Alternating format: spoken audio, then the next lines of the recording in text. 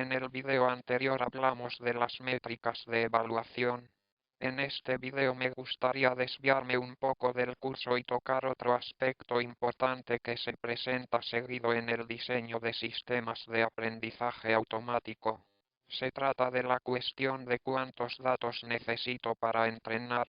En videos anteriores les advertí acerca de invertir ciegamente nuestro tiempo recolectando muchos datos pensando que es lo único que nos puede ayudar, pero resulta que bajo ciertas circunstancias, en este video hablaré de esas circunstancias, recolectar datos y entrenar con un cierto tipo de algoritmo de aprendizaje puede ser una manera efectiva de mejorar considerablemente el desempeño de un algoritmo de aprendizaje.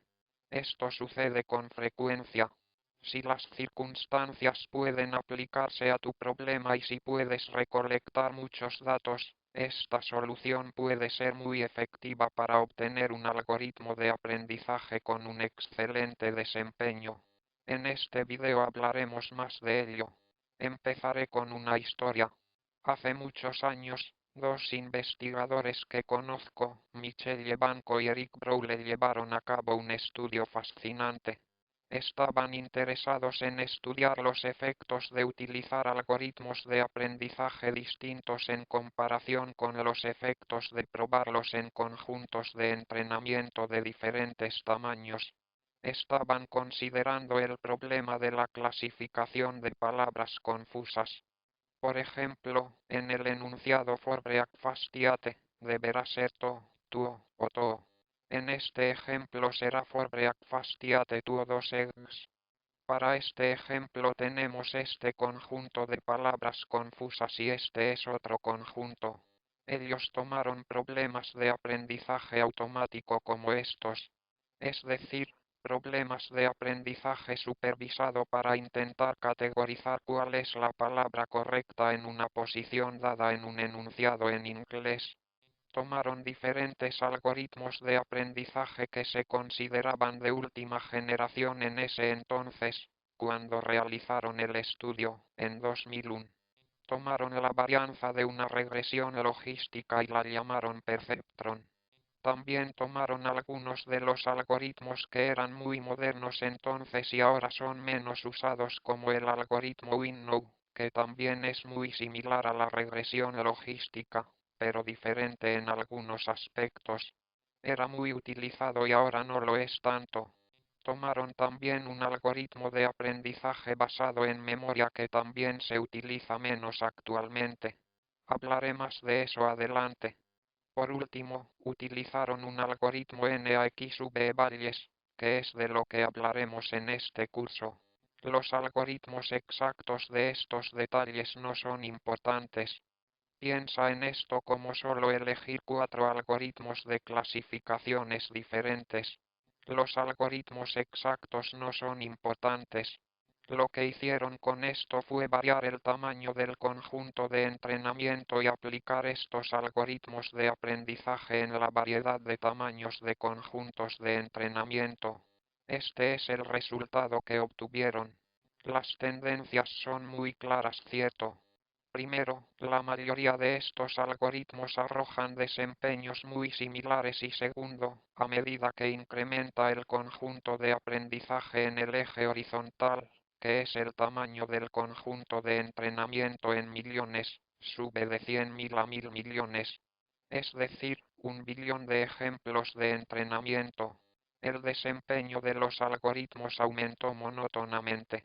De hecho, si eliges cualquier algoritmo, quizá un algoritmo inferior, pero le das más datos, entonces, con base en estos ejemplos, parece que será un algoritmo superior.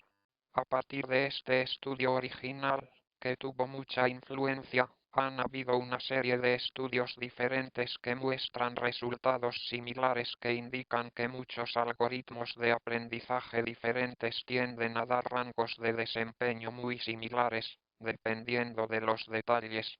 Lo que impulsa el algoritmo es contar con muchos datos de entrenamiento. Resultados como estos han llevado a pensar que en el aprendizaje automático no gana quien tiene el mejor algoritmo, sino quien tiene más datos. Pero, cuándo es cierto y cuándo no. Porque tenemos algoritmos de aprendizaje para los cuales es verdad.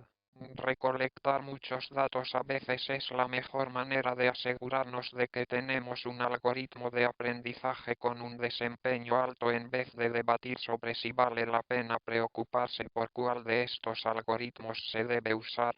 Vamos a tratar de diseñar un conjunto de supuestos bajo los cuales tener un conjunto de entrenamiento masivo sería de ayuda.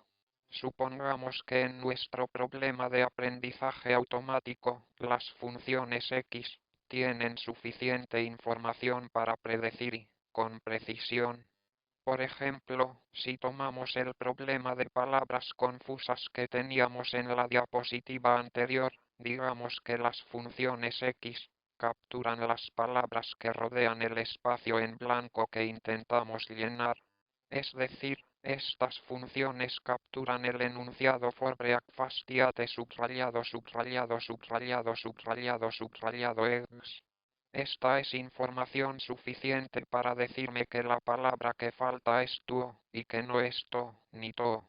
Las funciones capturan las palabras que rodean el espacio y eso me da información suficiente para decidir de manera inequívoca cuál es el valor asignado a i, o en otras palabras, cuál es la palabra que debo usar para llenar el espacio de un conjunto de tres palabras posibles. Este es un ejemplo si las funciones X tienen suficiente información para especificar y.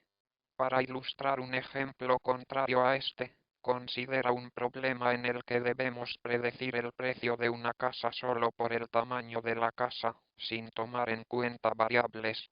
Las funciones te digo que la casa es de 500 pies cuadrados pero no te doy ninguna otra función. No te digo si está en una zona cara de la ciudad ni el número de habitaciones de la casa o cuál es la calidad de los muebles ni si la casa es vieja o nueva. No te digo nada más que es una casa de 500 pies cuadrados.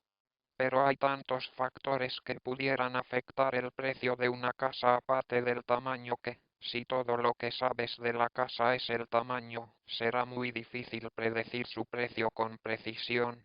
Este sería un ejemplo contrario al supuesto de que las funciones tienen información suficiente para predecir el precio con el nivel deseado de precisión.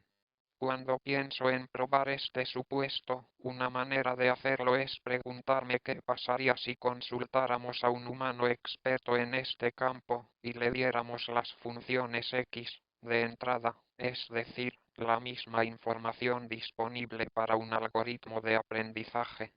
¿Podría predecir un experto humano con certeza el valor de i? Para este ejemplo supongamos que vamos con un experto en el idioma inglés, alguien que habla muy bien el inglés. Es decir, la mayoría de las personas como tú y yo. Probablemente seríamos capaces de predecir qué palabra corresponde al espacio. Quien habla inglés puede predecir esto. Esto me da la certeza de que X nos permite predecir y, con precisión.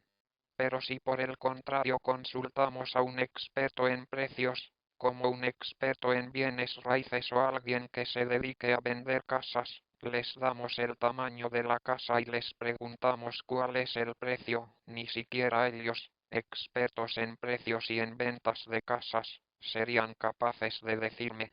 Entonces, para el ejemplo del precio de casas, saber solamente el precio no me da información suficiente para predecir el precio de la casa. Digamos que este supuesto nos ayuda.